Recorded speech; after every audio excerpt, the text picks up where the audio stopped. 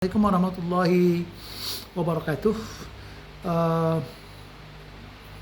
Bapak-bapak, adik-adik, saudaraku sekalian, pada video kali ini saya mencoba untuk memberi sedikit jawaban dan penjelasan atas pertanyaan beberapa rekan-rekan, adik-adik mahasiswa yang bertanya kepada saya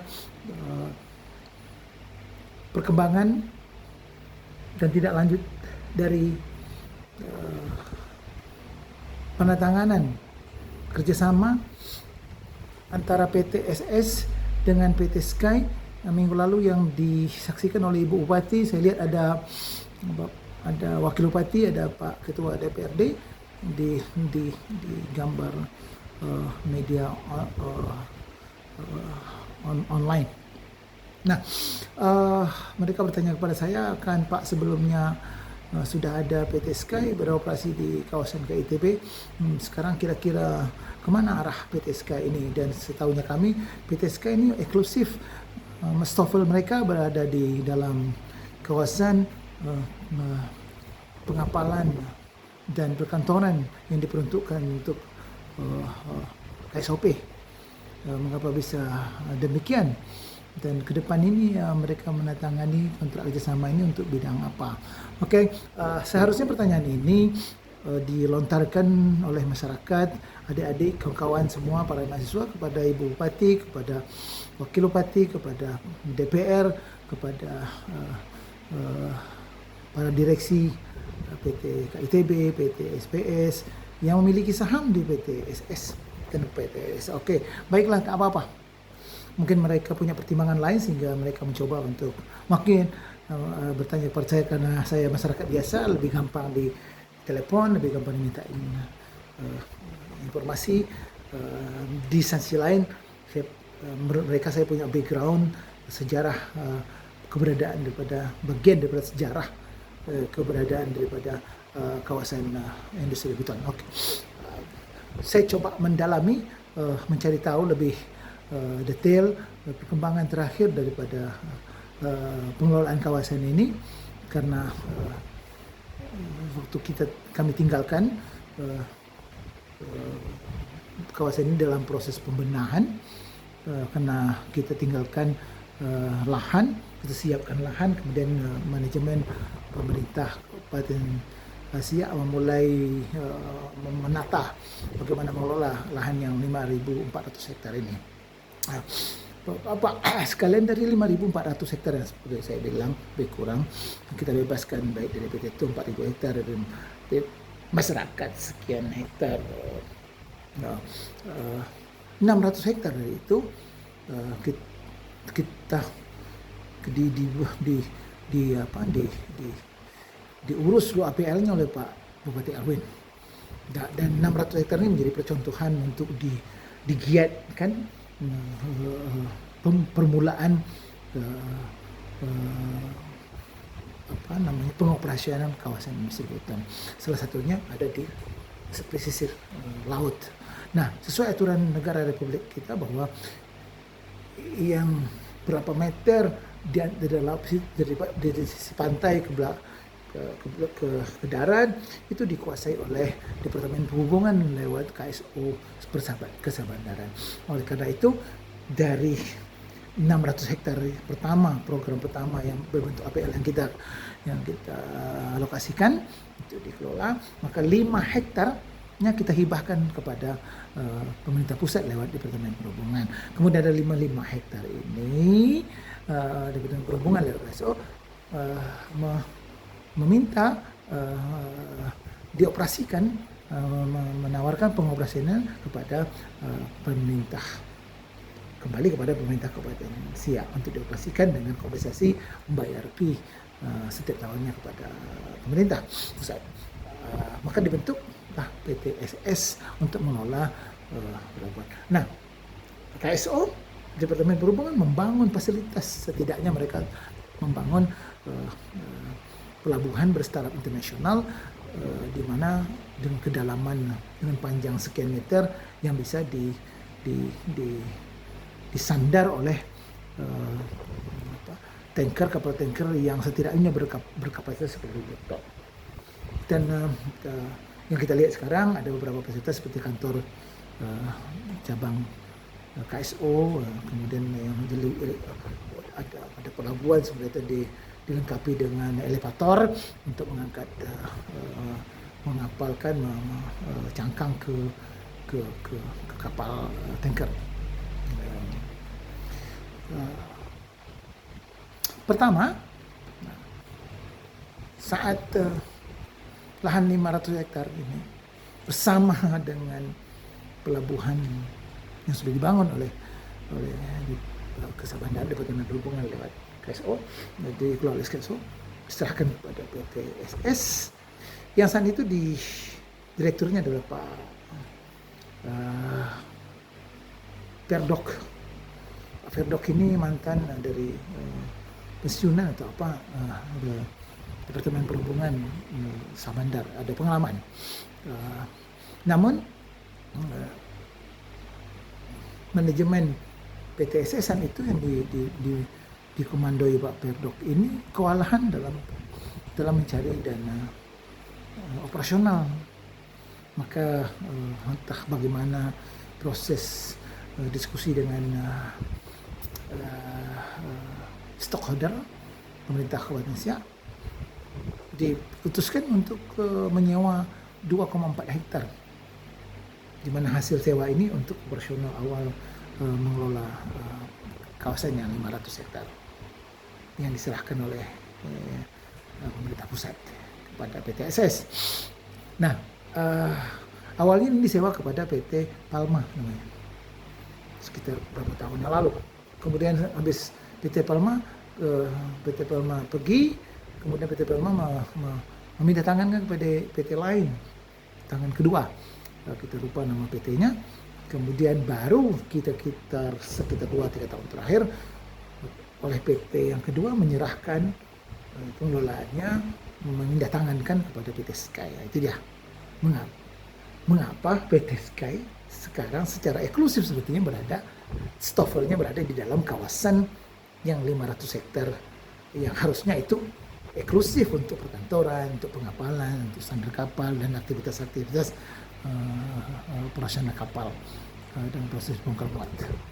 Bukan untuk stopper sebenarnya, tetapi cerita awalnya demikian. Nah, sampailah sekarang, maka saat ada kemarin minggu lalu pertandatanganan kerjasama baru dengan antara PT SS dengan PT Sky, kemungkinan besar PT Sky mungkin akan menambah investasi di luar kawasan yang mereka sudah dapat sewa yang 2,4 hektar tadi, tetap masih di kawasan industri. Mudah-mudahan mereka segera melontorkan dana sebesar itu sehingga pembangunan di kawasan industri ini lebih bergiat, lebih terlihat hidup. Insyaallah kita doakan bersama-sama. Apalagi kita sekarang apa yang perlu dipersiapkan untuk datangnya investor-investor baru atau investor yang sudah ada seperti PT Sky menambah akan menambah investasi mereka. Ada kesiapan infrastruktur, kesiapan segala macam manajemen dengan manajemen yang baik yang didukung oleh BUMD lain yang secara pengelolaan lahan, misalnya PT KITB. Nah, sekarang terjadi tumpang tindih. Saya kita bicara tadi sementara dulu kita bicara PT SS ya dengan PT Sky. Nah, menyongsong ke depan ini ada tumpang tindih pengelolaan lahan oleh dua perusahaan BUMD, PT SPS dengan PT KITB. Yang menurut saya yang paling fatal itu yang dilakukan oleh PT SPS, karena dalam core bisnis pendirian PT SPS ini bukan untuk pengelolaan lahan, dia trading di dalam pendiriannya. Maka saat ada ini saat ada temuan Bawasda, salah satu direktur SPS ini ditegur keras karena mengapa PT SPS ditemukan menyewakan lahan, padahal Pemda tidak pernah memberi tugas kepada mereka untuk melakukan bisnis penyewaan lahan. Tugas itu diberikan kepada PT KITB. Nah, di samping juga di saat salah dalam job description mereka juga, baik dua-dua maupun PT KITB maupun PT SPS gagal membuat laporan keuangan yang baik, sehingga beberapa temuan Bawasda pada tahun 2002 yang merekomendasikan keras kepada Bupati untuk sepertinya harus direformasi ini dua BUMD nih. Tetapi sampai hari ini saya nggak tahu mengapa, apa alasan yang signifikan sehingga dua perusahaan ini yang saling tumpang tindih tugas dan pekerjaan, kayak mereka rebutan lahan untuk berbisnis, untuk mencari bisnis, untuk disewakan, dipertahankan. Peran prestasi mereka tidak ada sama sekali. Mereka tidak pernah, mereka kita catat berapa PT SPS memasukkan PAD untuk daerah, untuk Kabupaten Siak. Berapa PT KITB memasukkan PAD sudah sekian lama. Yang ada adalah perseteruan mereka memperebutkan lahan untuk disewa-sewa. Di sisi lain, prestasi lain, mereka adalah bagian daripada pemegang saham PT SS. Dan terakhir, PT SS itu dalam kondisi manajemennya tidak bisa dipertanggungjawabkan, sehingga maaf cakap disuruh mengundurkan diri direksi, baik direktur maupun komisaris PT SS, karena waktu setelah Pak Modrok, Pak Pedrik awalnya, kemudian beliau habis masanya, kemudian sekitar 1-2 tahun digantikan oleh Pak Direktur SPS sekarang sebagai PLT Direktur SS. Jadi waktu itu Direktur SPS sekarang ini jabatannya 2, PLT Direktur SS dan Direktur SPS. Sepertinya saat itu memang Kabupaten Siak kekurangan SDM ya untuk jabatan-jabatan, sehingga satu orang handle dua jabatan penting.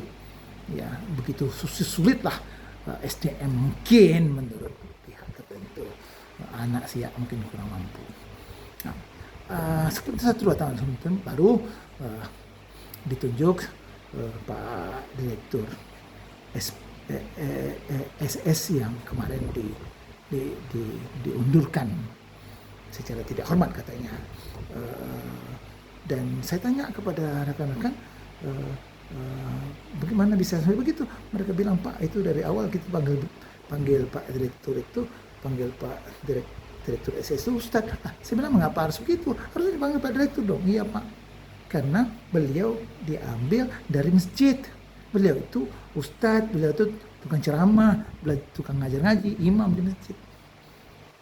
Oleh Bupati diambil, direkrut dan dijadikan Direktur PT SS. Oh, saya bilang, sudah wajar saja.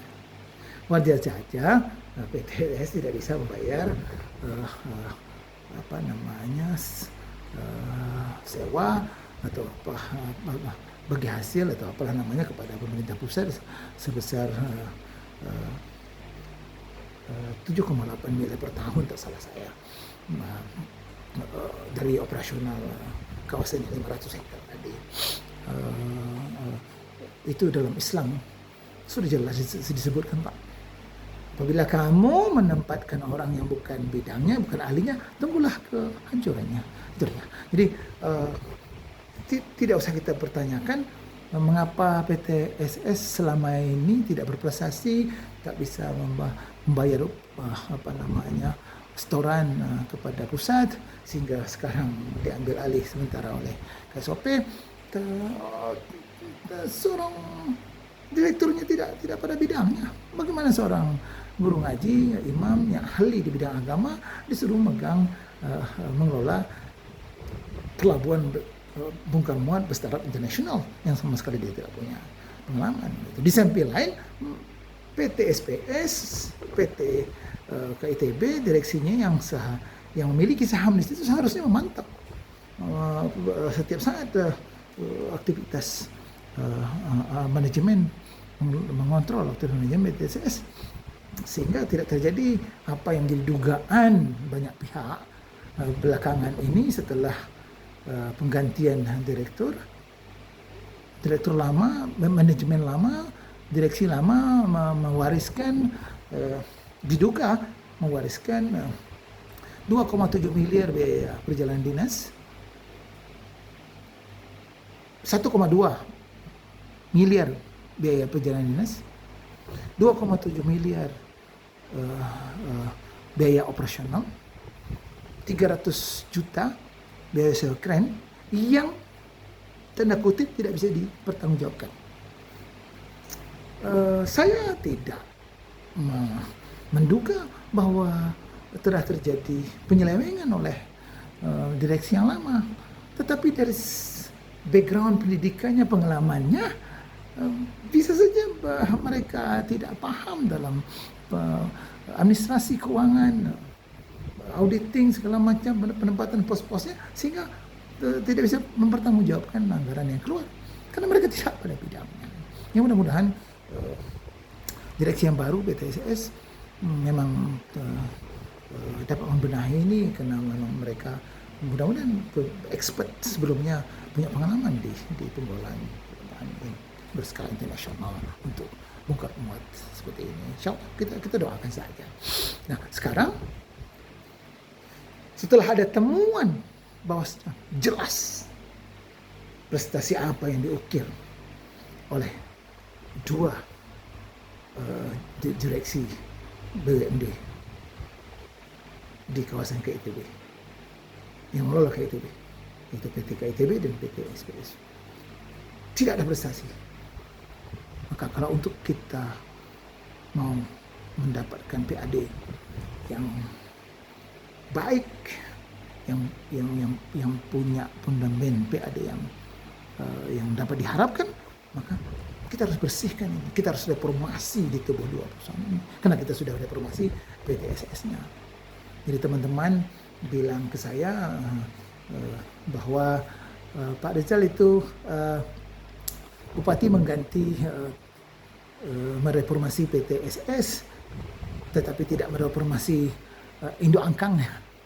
Apa induk angkangnya? Saya bilang, ya PT SPS dengan PT KITB itu sama dengan di depan rumah Bapak ada lalang, pohon lalang menyelimuti lapangan, kemudian Bapak pakai mesin rumput, Bapaknya tebas bagian atasnya, sebentar lagi dia tumbuh.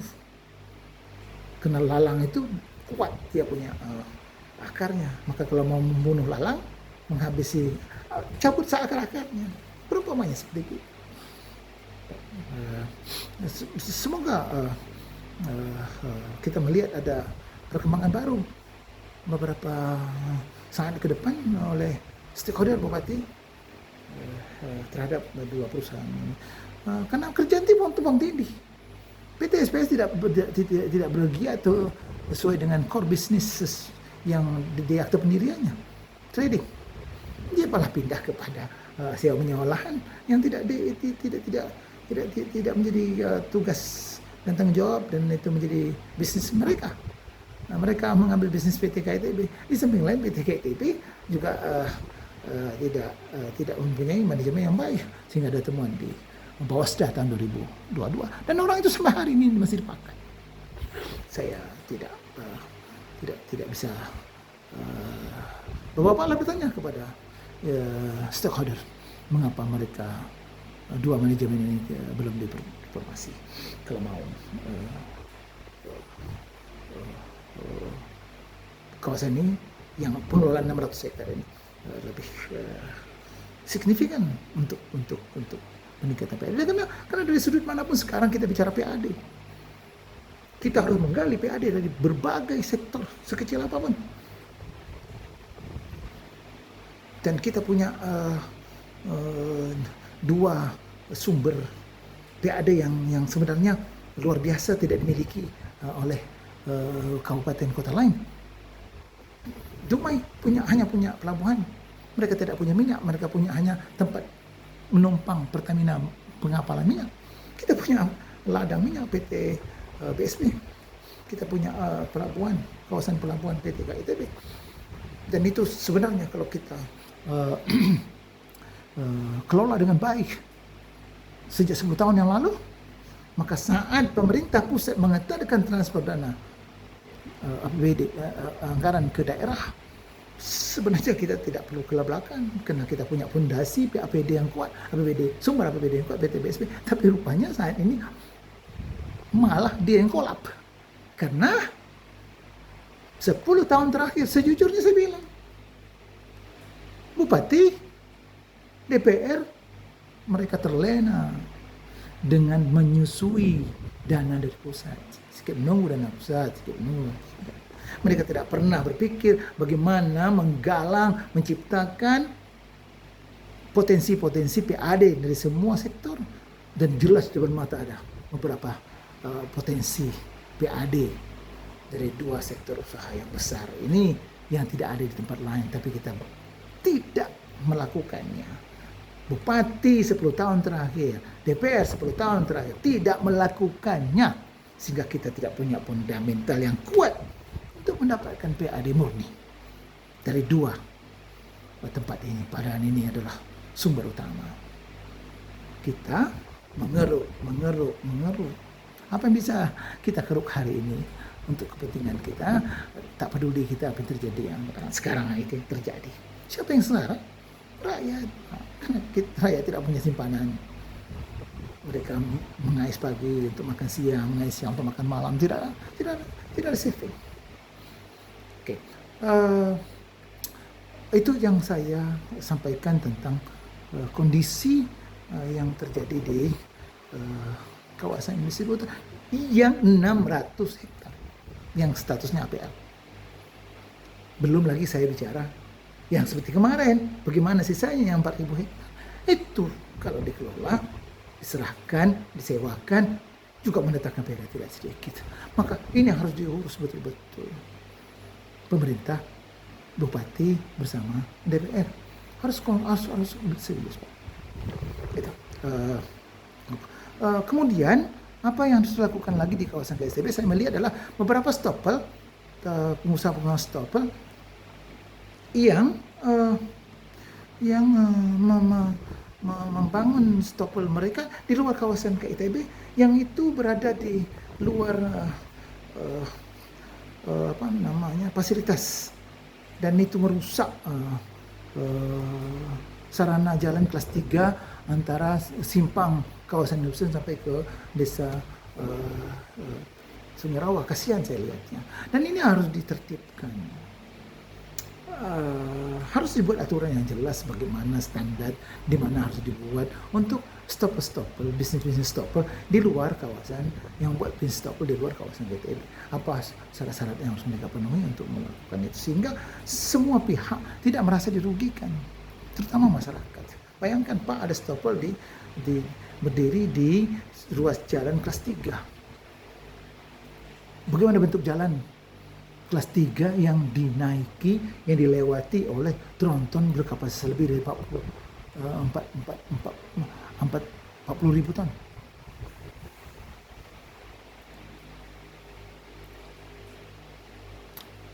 Nah, ini harus jangan kita sampai sepertinya negeri ini tak bertuan. Aturan suka hati yang punya duit aja mereka mau lakukan apa. Kabupaten ini seperti tidak ada yang mereka segani. Itu yang kita harus benar. Begitu juga dengan saya bilang,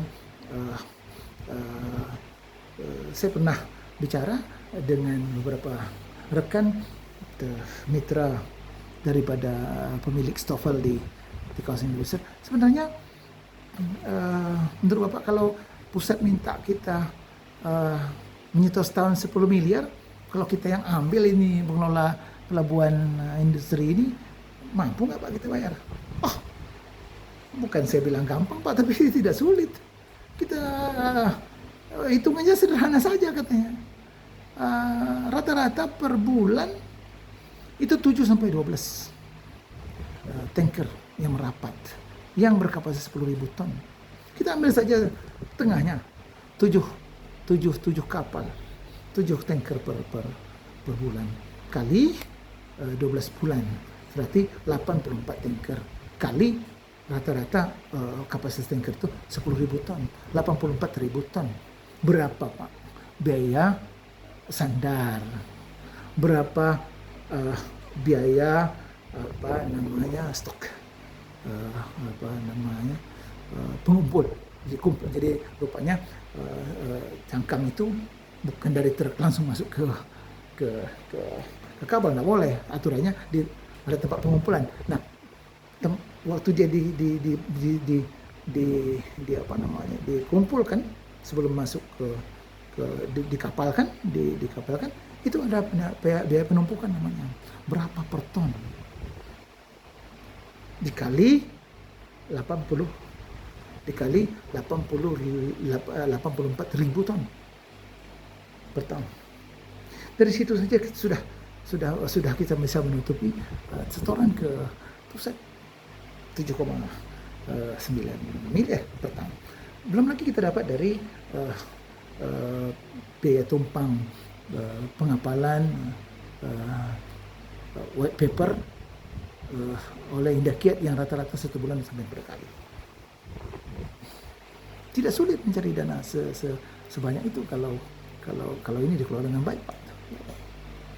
Jadi tidak perlu pusing sebetulnya PT SS untuk mendapatkan duit.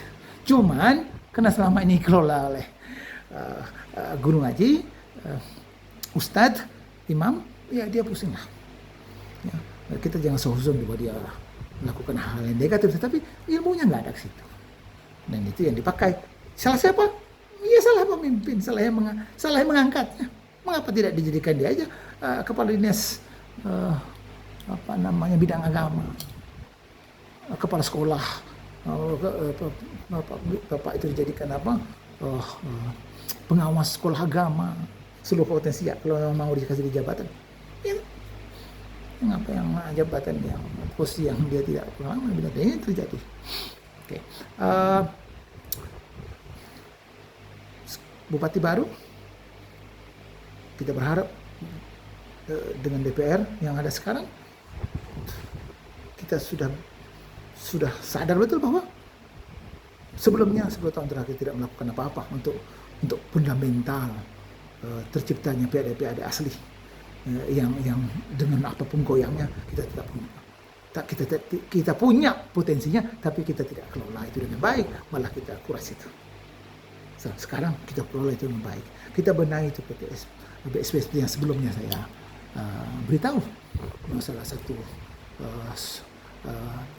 penyakit borok itu ada di bagian supply chain manajemen dan manajemen yang mereka seperti tukang masak, yang mereka pergi belanja sendiri, mereka tentukan apa yang dibeli, mereka buat standar pembeliannya, harganya berapa, anggarannya berapa, selisihnya mereka ambil. Semuanya mereka menentukan siapa yang beli. Mulai dari proses tender, spesifikasi barang, siapa pemenangnya, dan bisa jadi pemenangnya perusahaan-perusahaan yang mereka yang melakukan tender, grup mereka juga yang menangkan tender itu dan melakukan pekerjaan, dan grup mereka juga yang mengawasi pekerjaan di lapangan yang standarnya dilakukan. Karena kualitas barang yang dibelanjakan menjadi pertanyaan besar, karena semuanya mereka. Tetapi kalau ke depan orang-orang ini semua kita bersihkan, jangan ada lagi ini, sudah tidak boleh ada lagi grup-grup ini.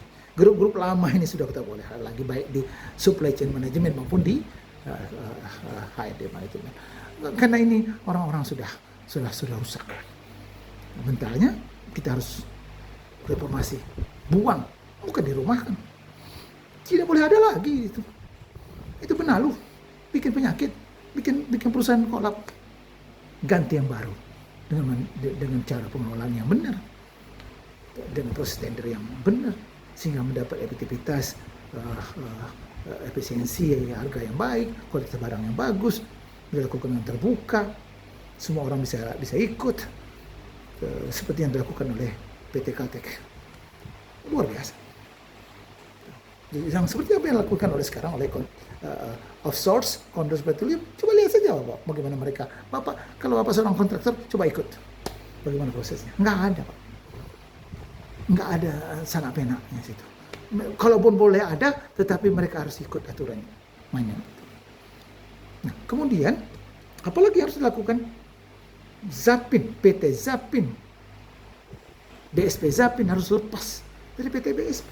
Dia tidak boleh jadi menyusu di PT BSP. Dia harus punya core business. Core businessnya apa sekarang? Gas, cari gas. Taruh orang bagus-bagus itu yang jago di gas. Kemudian mereka bisa kembangkan menjadi kontraktor seperti anak Pertamina, PT saya bilang mereka bisa membuat diversifikasi usaha baru di bidang kontraktor BSP. Tetapi mereka harus rekrut orang yang profesional. Kalau mereka mau ngambil tender rig, mereka harus punya orang yang jago rig. Kalau mereka mau ngambil tender perbaikan pipa, mereka harus punya orang jago yang bidang pipa. Bukan jangan sampai seperti yang terjadi di PTSS. Orang kamu mau ngambil tender pipa, kamu mau taruh orang SAG gitu. Ya enggak benar itu. Ya, itu yang perlu kita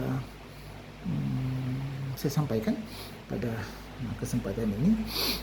Dan apabila bapak adik-adik semua ketemu dengan bupati, ketemu dengan DPR, ingatkan bapak pejabat ini di mana kita harus bersama-sama menguatkan pundi-pundi PAD dan kontrol masyarakat sangat perlu seperti kita ini. Dan saya yakin tidak ada satu orang mungkin yang tersinggung sepertinya kita katanya terlalu mengatur mereka atau mengawasi kerja mereka. Padahal kita mau berpartisipasi. Ya Pak, kita lakukan sekecil apapun yang kita bisa lakukan, dan dalam Islam punya dalil kuat.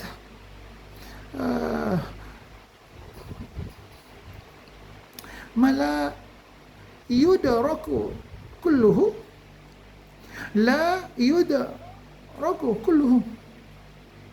Secara garis besar kira-kira begini.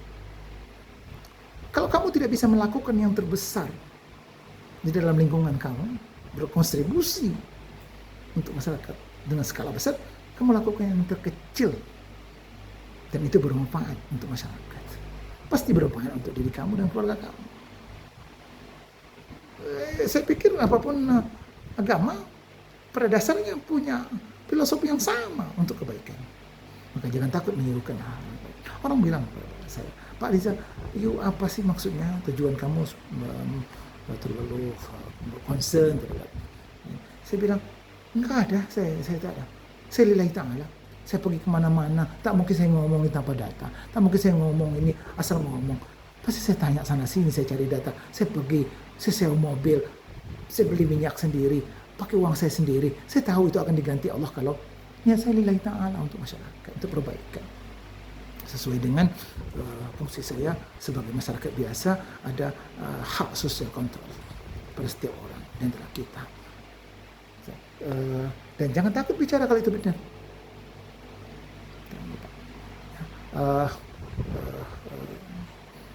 Saya berharap video ini didengar oleh semua lapisan masyarakat, terutama para stakeholder negeri ini, Ibu Bupati, stakeholdernya, pada Satker, Bapak-bapak, ibu-ibu anggota dewan yang terhormat. Kita ikhlas Bapak menerima gaji dan tunjangan setiap bulan dari pajak yang kita bayar. Tapi kita berharap ada kontribusi maksimal yang Bapak Ibu lakukan di dalam roda gerak pembangunan pemerintah Kota Siak. Dan kita tidak tahu apakah pengetatan transfer dana dari pusat tahun depan akan lebih buruk, sama atau membaik insyaAllah. Tapi kalau memburuk, kita sudah mulai bergiat untuk mencari pondasi PAD sekecil apapun, dan saya bilang tadi, daerah kita beruntung, cuman kita saja yang belum memanfaatkan itu, mengelola itu secara baik 10 tahun terakhir. Saya bilang kesalahan besar pemerintah bersama DPR Kabupaten Siak 10 tahun terakhir. Mereka terlalu terbuai dengan kondisi yang ada.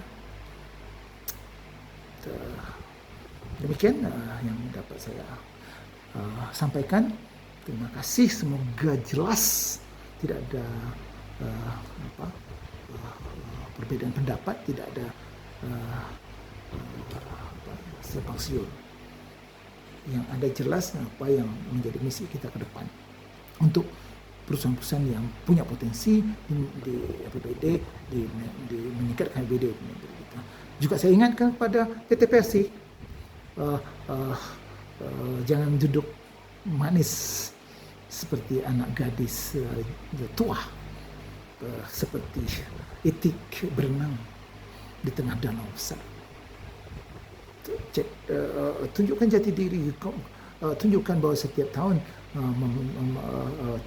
grafik pasukan PAD dari PT Persi meningkat dari tukang tagih atas lahan sawit rakyat yang kami bangun dulu sampai kepada hal-hal lain yang lebih signifikan menghasilkan uang demi PAD, bukan untuk membengkakkan organisasi internal, membayar operasional mulai dari direksi, komisaris yang orang tidak perlu rampingkan manajemennya untuk lebih efisien, sehingga dana efisiensi itu bisa dipakai untuk menambah PAD. Kita harus punya nasionalisme yang tinggi, Bapak, dimanapun kita berada, siapapun kita, apapun kata orang. Ya, tentu yang paling dituntut adalah para pelaksana negeri ini, ya, pemimpin-pemimpin publik yang setiap harinya aktivitas mereka menggunakan uang dari hasil keringat rakyat lewat pajak. Demikian, lebih kurang saya mohon maaf. Assalamualaikum warahmatullahi wabarakatuh.